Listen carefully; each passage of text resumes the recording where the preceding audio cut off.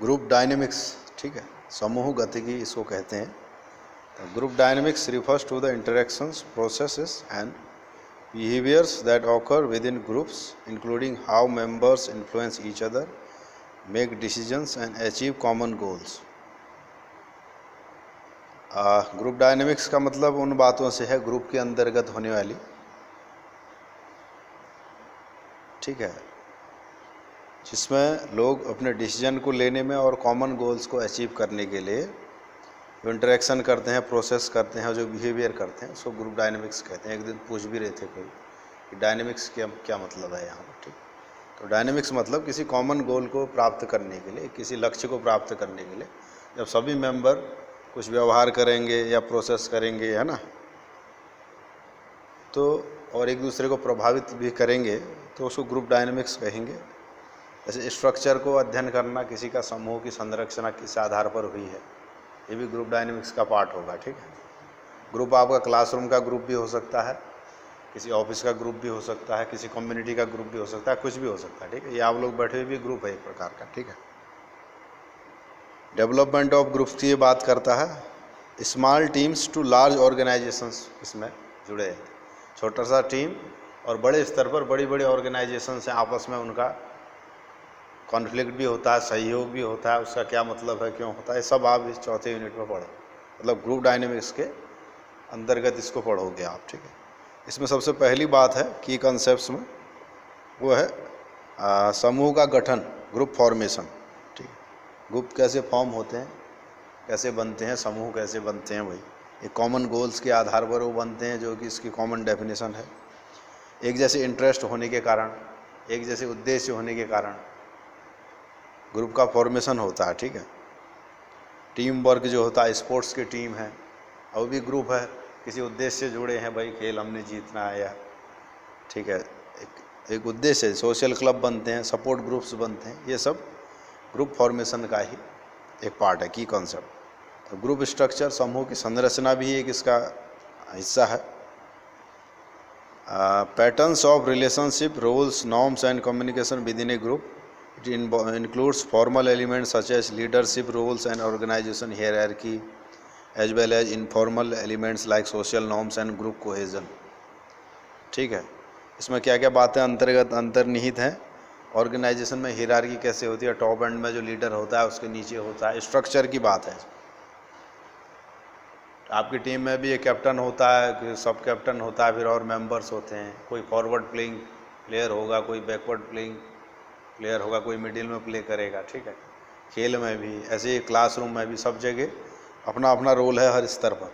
तो group dynamics in the sense classroom का group भी हो सकता है, टीम भी हो सकती है, और बड़े से बड़ा ऑर्गेनाइजेशन भी एक ग्रुप ही कहलाएगा सामाजिक मनोविज्ञान की दृष्टि से, ठीक है। अब क्यों हम पढ़ रहे हैं, इसका क्या उद्देश्य है, ये कोऑपरेशन में और कॉन्फ्लिक्ट जो पैदा होते हैं उसके उद्देश्य से इसको पढ़ना जरूरी।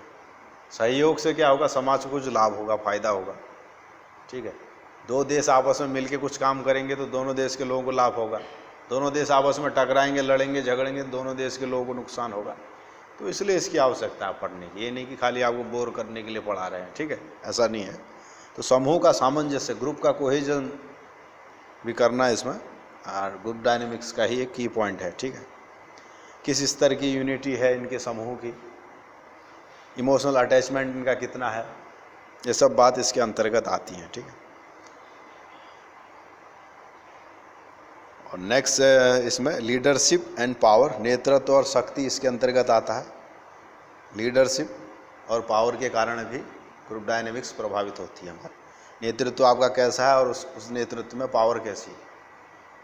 टीम का लीडर अगर स्ट्रांग होता है तो ग्रुप को उससे फ़ायदा होगा, ठीक है। और ग्रुप डिसीजन मेकिंग का भी बहुत योगदान होता है। ग्रुप डिसीजन मेकिंग कितनी अच्छी पावर है। आप हमारी यूनिवर्सिटी में कई डिपार्टमेंट्स हैं, उसमें जो भी डिपार्टमेंट के हेड स्ट्रांग होंगे, डिसीजन मेकिंग अच्छा होगा तो डिपार्टमेंट ग्रो करेगा। डिसीजन मेकिंग ही नहीं होगा, हेड ही स्कैटर्ड माइंड सेटअप का होगा तो फिर कैसे डिपार्टमेंट ग्रो करेगा। ऐसे आपकी क्लास का है, ऐसे ही पर्सनल आपकी फैमिली मेम्बर्स का है।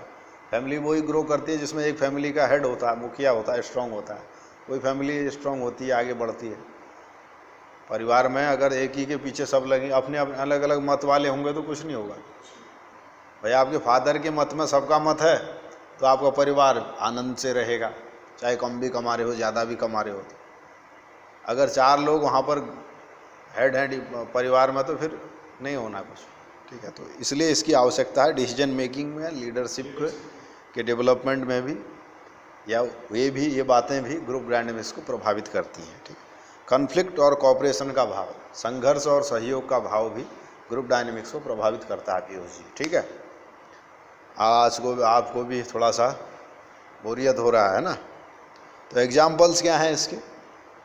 टीम वर्क इन स्पोर्ट्स, खेलों में टीम का वर्क, ये भी एक एग्जाम्पल है। वर्क प्लेस टीम है, कार्यस्थल में भी टीमें बनती हैं, किसी कार्य के उद्देश्य से भी बनेंगी, और एक होगी हिडन टीम होगी जो ऐसे ही बने रहती है अंतर्गत यूनिवर्सिटी में, ऑर्गेनाइजेशंस में अपने आप ही टीम बन जाती है। एक लोग जो मत वाले जुड़ते हैं, प्रोफेसर जुड़ते हैं, टीचर जुड़ते हैं, स्टूडेंट्स की भी क्लासरूम में कई टीमें हो जाती हैं, बड़ी क्लासरूम्स जो होती हैं यूनिवर्सिटी में टीम बन जाती हैं, ठीक है। तो वर्क प्लेस टीम हो जाती हैं। टीम वर्क इन स्पोर्ट्स वो तो है ही, वो तो मजबूरी है। Work place team, work place मतलब कार्यस्थल पर जहाँ पर आप कार्य कर रहे हैं, है ना। सोशल इन्फ्लुएंस इन पीयर ग्रुप्स, समूह में सामाजिक प्रभाव भी इसका एक एग्जाम्पल है। जैसे social individuals attitude, behaviours and identity, group dynamics within peer group shape adolescents socialisation, conformity and self esteem. किसी बालक का या किशोरावस्था के युवक का, ठीक है, 13 से 18 साल के बीच के जो बालक हैं या 12 से 18 साल, उनके सोशलाइजेशन, कन्फर्मिटी और सेल्फ एस्टीम को भी ये बात प्रभावित करती है, क्योंकि सोशलाइजेशन प्रोसेस उनकी ज़्यादा होती है उस टाइम में। बालक से जब आदमी किशोरावस्था में आता है, फिर वयस्कावस्था में आता है, तो किशोरावस्था के टाइम में भी बहुत प्रभाव होता है इन सारी चीज़ों का, नई नई चीज़ सीखता है ना, सोशलाइजेशन होता है, कन्फर्मिटी होता है, किसी को देख के नया व्यवहार सीखना, और सेल्फ एस्टीम उसका आत्मसम्मान और आत्म संप्रत्यय और आत्मशक्ति उसमें विकसित होती है, ठीक है। ग्रुप डायनेमिक्स का क्या महत्व है? बेहतर प्रदर्शन के लिए इनहेंस परफॉर्मेंस इससे होगा, ठीक है। अगर पॉजिटिव वे में वो फॉर्म होगा, वो ग्रुप धनात्मक रूप से बना होगा तो उससे आप में बेहतर प्रदर्शन होगा ग्रुप का। सोशल सपोर्ट मिलता है उससे आपस में लोगों को, ठीक है। भाई एक ही तरीके के माइंडसेट वाले और एक ही तरीके से डायबिटिक्स हैं, उनका एसोसिएशन अगर हम बना दें तो उनको फ़ायदा होगा, एक्सपीरियंस मिलेंगे, किसी को कोई दवाई मिल रही है, कुछ मिल, यूट्यूब के एक प्रकार का शेयर्ड एक्सपीरियंस तो हो रहे हैं वहाँ पर। एक चैनल से लोग जुड़े हैं, उसी से आपस में नॉलेज शेयर हो रहा है, किसी कम्युनिटी से जुड़े हैं, ग्रुप से जुड़े हैं। आजकल तो सोशल मीडिया के आधार पर आप ऐसे ही समझ जा रहे हो बहुत सी चीज़ों को, है ना।